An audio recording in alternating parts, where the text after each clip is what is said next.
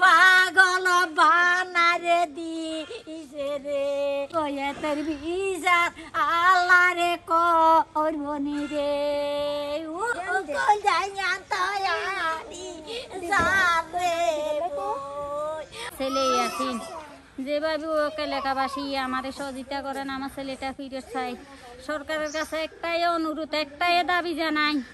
আমার ছেলে আমার বুকে চাই আমার ছেলে আমাদের ফিরত দেন আমায় ফিরত চাই আমার দুই সন্তান চার মেয়ে আমি আল্লাহ তুমি বুঝে লইছি আমার ছেলে রে আমার ছেলে রে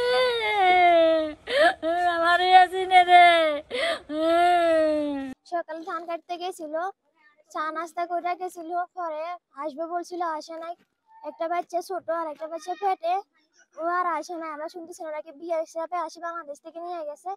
এতটুকু আমরা ওকে আনার ব্যবস্থা করে যত তাড়াতাড়ি সম্ভব ওকে আনার ব্যবস্থা এটা আপনাদের কাছে অনুরোধ সরকারের কাছে এটাই অনুরোধ ওকে যত তাড়াতাড়ি সম্ভব এখানে আনার ব্যবস্থা করেন এটাই আপনাদের কাছে একটা অনুরোধ আর কি। আজকে সকালে যে আমরা মানে বাড়ি থেকে একটা নিউজ শুনলাম যে ইয়াসিন আমাদের যে পার্শ্ববর্তী বাড়ির ওকে সকালবেলা এখানে যে ধানের জমি আছে যে জমিনে ধান নিয়ে আসতে গেছিল তো বিএসএফ ডাকি নিয়ে ওকে কি কথাবার্তা বলবে এই কথা বলে ওকে ডাকিয়ে নিয়ে গেছে নিয়ে যাওয়ার পর ওরা যে তার কাটা ফাঁক করে এখানে আসার যে রাস্তাগুলো রাখছে ওখান দিয়ে ওর ভিতরে নিয়ে যায় টানা হেঁচড়া করে এবং ওখানে নিয়ে তাকে বিভিন্ন ধরনের নির্যাতন করে ওখানে ফেলে দিয়ে যায় পরে ওইখানে যে বিজিবি আছে বিজিবি গিয়ে যে স্থানীয় যে লোকজন আছে ওদেরকে জানায় তো আমরা এরপর জানতে পারি যে ওকে এখান থেকে ধরে নিয়ে বিভিন্ন ধরনের নির্যাতন করে ওইখানে ফেলে দেওয়া হয়েছে এবং সে যে ধানের জমি এখানে চাষ করতে গেছে এই যে ধানগুলা নিয়ে আসতে গেছে এর আগেও আমাদের এক ছোট ছোট বিভিন্ন ছেলেদেরকে অন্তর নামে একজনকে